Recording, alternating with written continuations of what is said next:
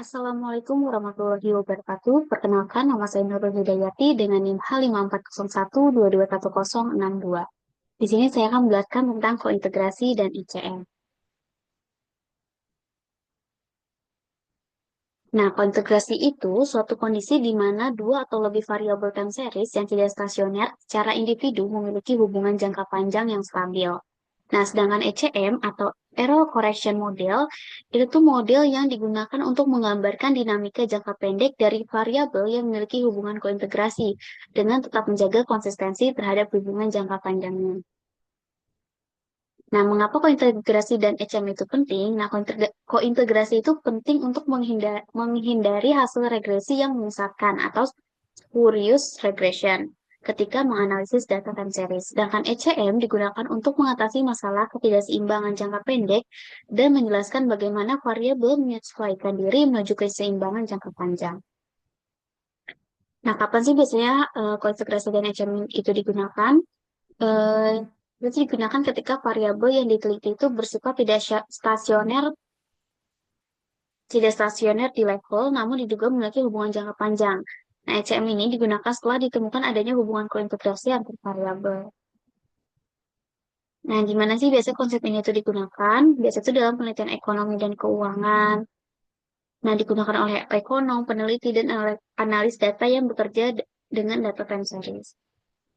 Nah, biasanya yang menggunakan itu ada mahasiswa, akademisi, peneliti, dan analis ekonomi yang melakukan studi empiris berbasis data dari waktu. Nah, bagaimana cara kerja kointegrasi dan ICM? Nah, uji kointegrasi itu pertama lakukan uji stasionaritas dulu, bisa menggunakan ADF atau PPTS, terus kemudian uji kointegrasi. Nah, jika ada kointegrasi, susun model ECM dengan memasukkan ECT atau Error Correction Term yang berasal dari model kointegrasi. Nah, ECM menjelaskan hubungan jangka pendek dan menunjukkan seberapa cepat variabel kembali keseimbangan jangka panjang setelah terjadi shock.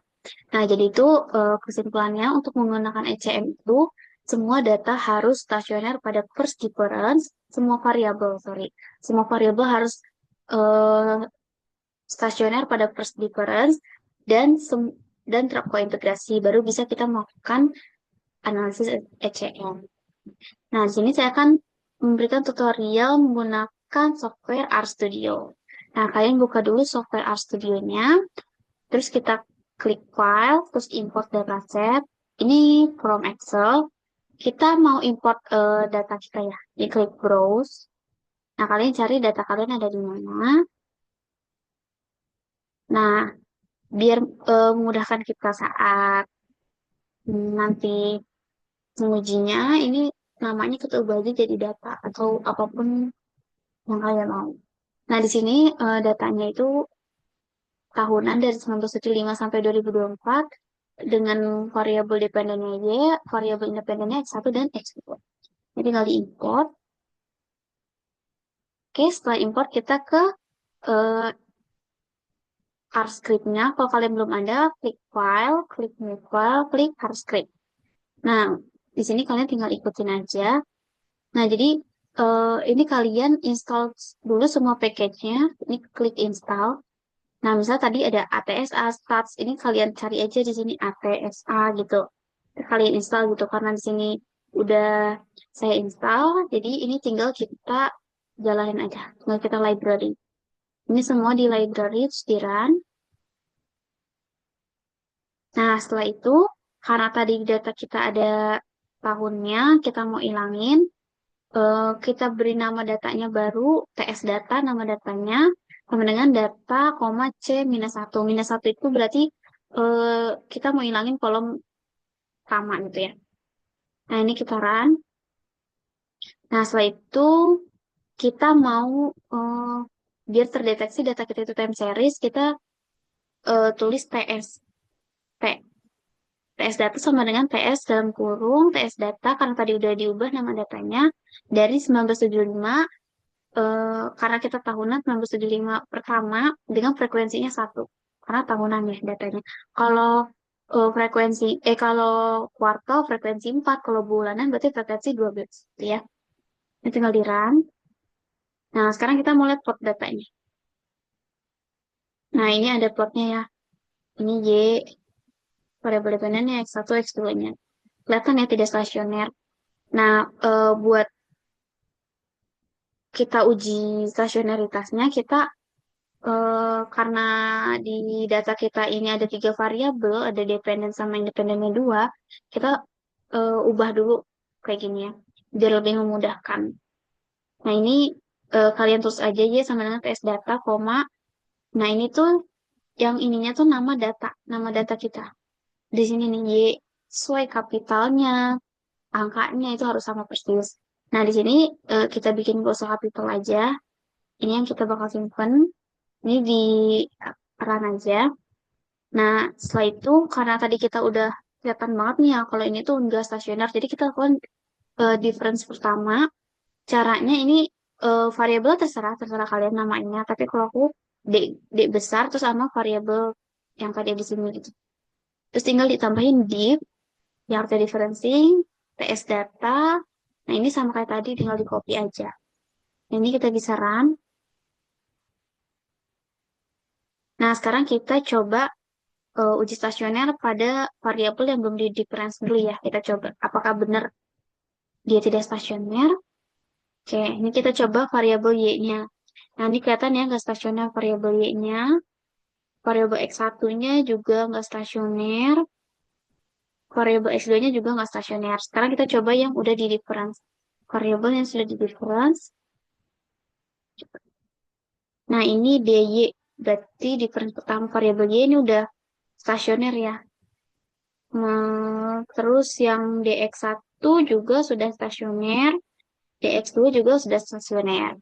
Nah, berarti eh, syarat pertama sudah terpenuhi kalau data kita itu semua variabel di data kita ini sudah stasioner pada first difference. Nah, selanjutnya kita mau melakukan regresi. Nah, jadi regresi sama dengan LM kurung Y ini variabel dependen terus dipisahin dengan lambang ini. Terus kalau kalian cuma satu variabel X1 aja, kalau beberapa variabel dipisahkan dengan tanda plus gitu. Jadi karena aku independennya dua variabel, jadi dependen tanda ini X1 plus X2. Nah, ini tinggal di run aja. Nah, kita mau lihat summary-nya dari regresi. Nah, ini kita sebenarnya mau melihat residualnya, nilai residualnya. Jadi, kita namain aja ECT atau Error Correction, apa tadi itu? Term ya. Nah, kita regresi dari nilai residual tadi ini. Nilai residual dari regresi ini kita run aja. Nah, terus kita mau uji stasioner dari ECT-nya, kan? Nah, ternyata dia stasioner ya, berarti ada hubungan jangka panjangnya gitu. Nah, sekarang kita mau, karena tadi ECT-nya ini belum terbaca sebagai time series, jadi kita mau masukin time series-nya, biar ECT-nya itu terbaca sebagai time series. Nah, ini kita jalanin aja. Ini ikutin aja ya, ECT, TS, ECT, start, karena tadi dari 1975, itu 1975,1, frekuensinya 1 gitu. Nah, ini kita coba dengan leg 1, dengan lompatan 1 tahun. Karena tadi 1975, kita coba dari 1976, jadi lompat 1 tahun. Tapi kita batasin di 2024, biar datanya nggak melebihi. Nah, ini kita run juga. Nah, terus kita mau eh, cari variabel dari masing-masing variabel tuh leg satunya gitu. Jadi kalian bebas nih mau ngasih nama apa nih L1. Kalau aku biar gampang L1 titik Y sama dengan leg Y ini -1. Karena kita loncat 1. Nah ini semua variabel ya. Dari Y, X1, X2 ini tinggal di run aja. Nah terus karena tadi ini belum terbaca sebagai time series, kita sama kayak tadi gini ya. Kita mau jadiin time series. Ini tinggal di run. Kalian bisa ikutin aja ya. Sesuaiin sama data kalian. Nah, terus kita mau gabungin semua datanya eh, dari data yang Y tadi, yang dependennya, X1, X2-nya, yang independennya, terus yang ECT, ECT1, yang leg 1 Y sama leg 1 eh, X1, X1, X2-nya. Nah, citarannya, ini saya beri nama tes data 1. Menunjukkan, nah kita mau lihat ya, data view. Nah, ini udah ada ya. Ada Y-nya, ada independennya, ada ECT-nya, ada ECT1, ada leg 1Y. Nah, ini leg dari independennya gitu ya. Oke, kita balik lagi ke script-nya.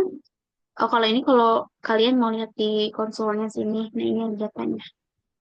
Jadi sama aja buat melihat gitu. Nah, sekarang kita regresiin ECM-nya. Nah, jadi ini gue beri nama reg ECM1. Nah, ini tuh kita pakai yang difference-nya tadi. Misalnya di difference DY, terus tanda ini DX1 tambah DX2, terus sama kita pakai ECT1. Pakai ECT1, terus kita summary. Nah, eh, di sini kita mau lihat ECT-nya nih, nilai ECT-nya minus 1,16. P-value-nya juga kecil ya, kecil banget. Nah, sekarang kita coba yang TGC CM2-nya. Pakai DY, DX1. Nah, ini kita nggak, ini kan tadi kita pakai ECT yang pertama. Nah, ini kita pakai like dari masing-masing variabel. Kita coba lihat. Nah, ini summary. Nah, di sini eh, minus 1. Intercept-nya 0,017. Nah, kita coba pakai yang reg ECM2 aja. Nah, ini kita mau coba uji heteroskedastisitas. Nah, ini kita run. Nah, itu nilai p-value-nya 0,7648. Yang berarti datanya itu tidak heteroskedastisitas alias datanya homoskedastisitas. Selanjutnya kita eh, uji lain, uji Bescott-Frey untuk melihat autokorelasinya. Nah, ini tinggal di run aja. Nah, ini p-value-nya juga di atas 0,05 berarti tidak ada autokorelasi. Nah, jadi kita ada pendekatan lain yaitu pakai pendekatan ARDL untuk ECM ini. Nah, jadi ini kita close saja di ininya variabelnya RDL1 sama dengan RDL Y, tanda ini variabel dependen, ini variabel independennya, data sama dengan TS data, data kita tadi kita namain kan TS data. Nah, ordernya ini karena satu dependen, terus ini variabel independennya gitu. Jadi sesuaiin sama kalian variabel independennya ada berapa. Nah, ini tinggal di run. Nah, ini kita summary.